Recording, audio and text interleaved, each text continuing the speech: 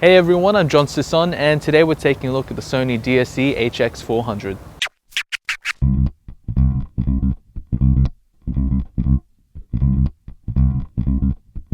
The HX400 is the follow-up to Sony's HX300, which was released last year, and adds several new features whilst retaining its 50x optical zoom and 20.4 megapixel sensor.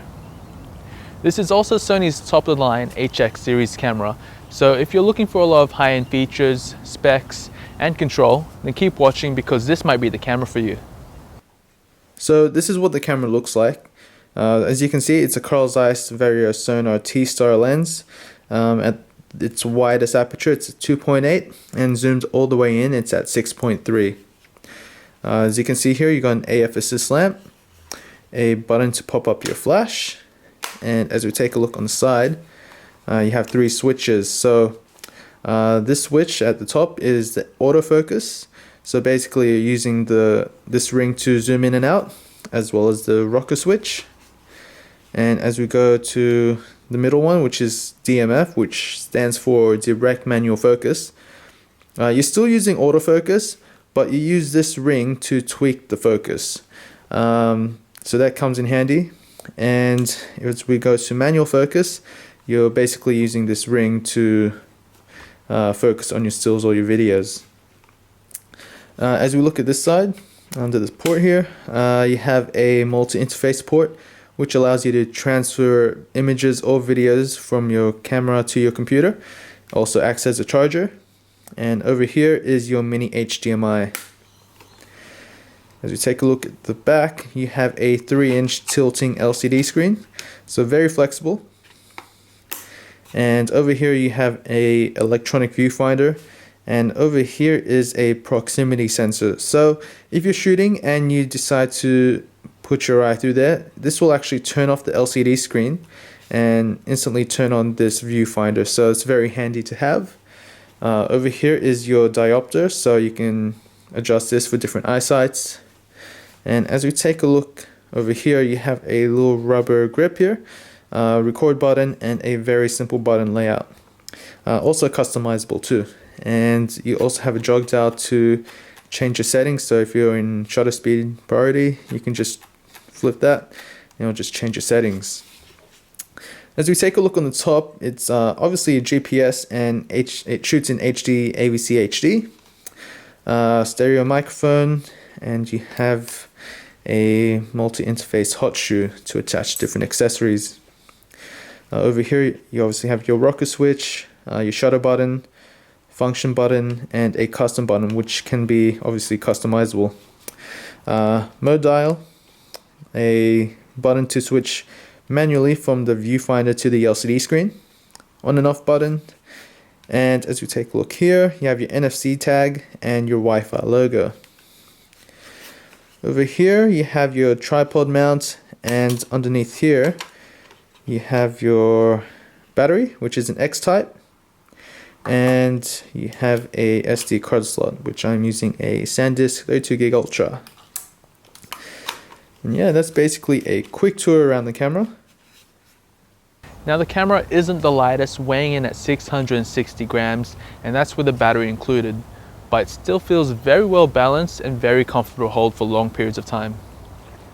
The menu system is very easy to navigate through, with a whole bunch of settings and features that you can choose from. It's very intuitive, and as with Sony's other cameras, you can customize a few buttons for settings that you change quite often.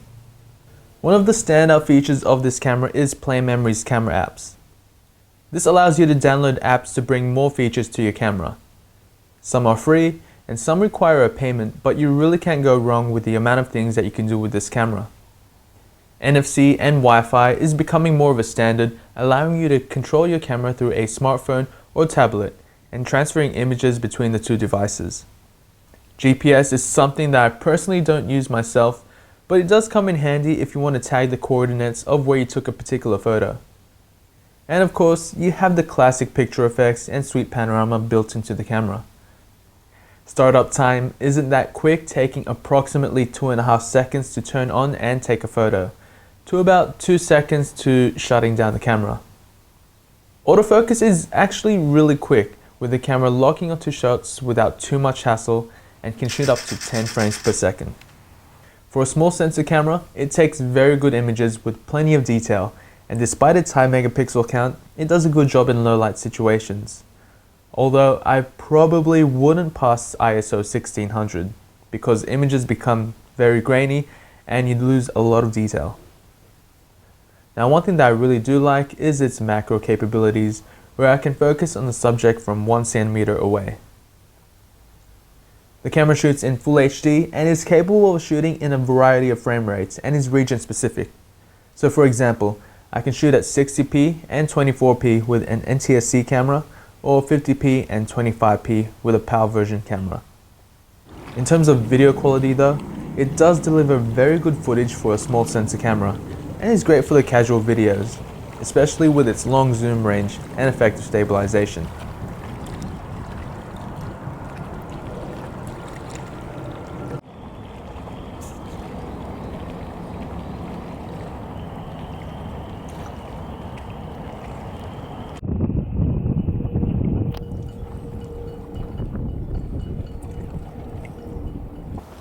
The Sony DSC-HX400 is a good update to its predecessor, offering better low light and better overall image quality and features, and anyone traveling or just want a large amount of zoom can appreciate.